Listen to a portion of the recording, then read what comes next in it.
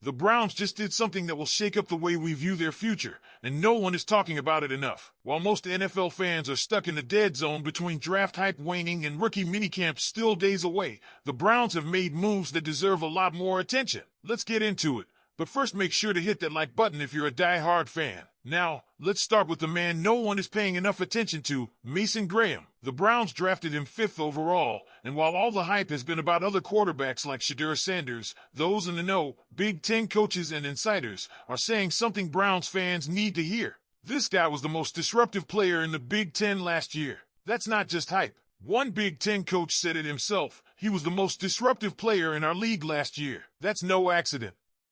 Mason Graham, the 6 feet 3 inches, 296-pound interior defensive lineman from Michigan, was a 3-technique monster.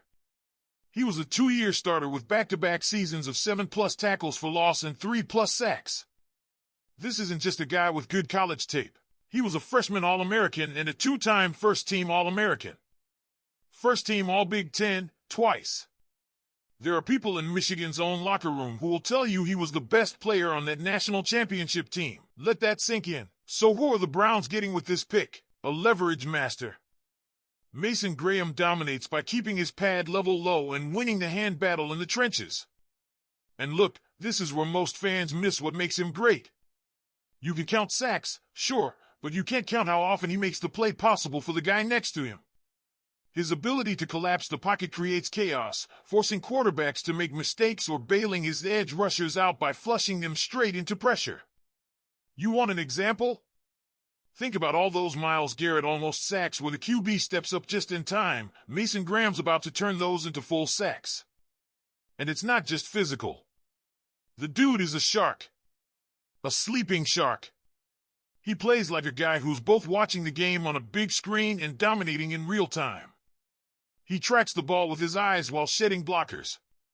That football IQ? Rare. You want a 3-down lineman who doesn't disappear on run plays? That's Graham. But he's not perfect, and this is important. He's not a lab-built freak. Some say he carries a little bad weight. He's not Walter Nolan level as a pass rusher, and double teams aren't his thing, but seriously, whose are? Still, if that's your con list, you're looking at a guy with incredible upside. This wasn't just a good pick because of who Mason Graham is. It was a smart pick because of where the Browns are. Picking 5th overall in a class without a no-brainer generational talent meant Cleveland had to be savvy. This draft was deep in quality starters, not blue-chip stars. So they went with a long-term anchor on the line who's going to be a chess piece for Jim Schwartz and the Browns defense. And if there's one guy who can teach him to reach that next level as a pass rusher, it's Myles Garrett.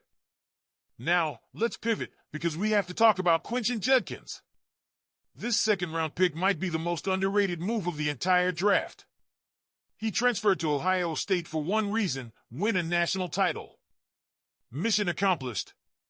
But what really stands out is what he did before that at Ole Mississippi. Back-to-back 1,000+ yard seasons. SEC Freshman of the Year. 2-time first-team All-SEC. And while most people are focusing on his Ohio State film, one NFL running backs coach dropped a bombshell: his Ole Miss tape. It's better.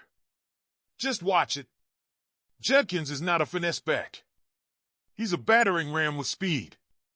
We usually hear thunder and lightning duos in backfields, but with Judkins and Travion Henderson at OSU, it was thunder and thunder. This guy doesn't just look for contact, he hunts it. And yet, despite over 800 touches between college and high school, he never missed a game and fumbled just once in the last 2 years. That's not just durability. That's dependability. And get this, he gave some of his nil money back to his high school. You're not just getting a hard-nosed, elite producer runner. You're getting a locker room guy. A leader. Someone who's not afraid to put his body on the line and still think about the next generation. That matters. Of course, he's not a perfect prospect either. He doesn't have elite burner speed. He's not going to outrun everyone to the end zone. And he's not a polished pass catcher, but neither are most college backs these days. The real issue? Wear and tear. That's the only red flag. But again, Derrick Henry came into the NFL with mileage too. How'd that turn out? So, Browns fans, here's the real question. Can Judkins hit 1,000 yards as a rookie? No one's ever done it in a Browns uniform. Nick Chubb came this close. Trent Richardson came close. Jim Brown was right there. But no one's cracked that 1,000-yard rookie ceiling. And while Judkins might not hit that mark, especially with Sampson and Ford in the mix, this rushing attack is poised to be better. 20 to 25 yards better per game, even without Nick Chubb. Speaking of which, let's be real, Judkins and Sampson could signal the end of the Chubb era in Cleveland. When the Browns restructured Jerome Ford's contract, making it fully guaranteed but reducing the salary cap hit, they sent a message: they're moving on. This isn't about nostalgia. This is about now. Okay, we're just starting to warm up. Deontay Johnson's low-risk signing, Ford's restructured deal, and how does it all add up to a major shift in the Browns' offense? Let us know what you think below. Be sure to hit the like button and subscribe to the channel for more news. Go Browns! Let's keep this going, because the Browns didn't just draft for the future, they're already making quiet but decisive moves that reshape the present. Right after adding Mason Graham and Quinton Judkins, Cleveland doubled down on reshaping their offensive identity with subtle yet telling roster tweaks. And if you blinked, you might have missed one of the more intriguing storylines: Deontay Hardy's arrival and Jerome Ford's contract restructure. Deontay Hardy, signed after May 1st on a vet minimum deal with zero guaranteed money, was a strategic move. No risk, medium reward. The Browns aren't promising him anything. In fact, if he doesn't flash in camp, they'll cut ties with no hesitation. He's been with 4 teams in 12 months: Pittsburgh, Carolina, Baltimore, Houston.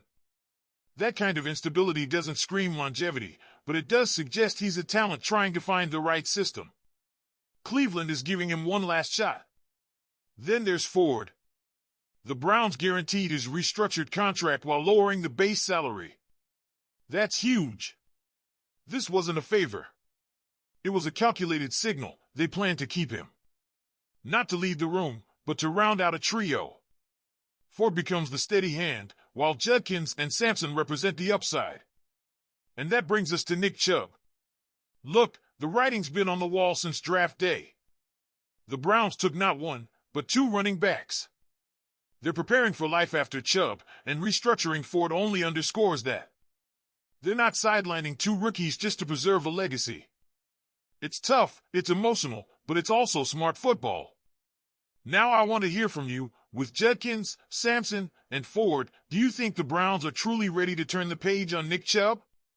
Drop a comment and let's talk.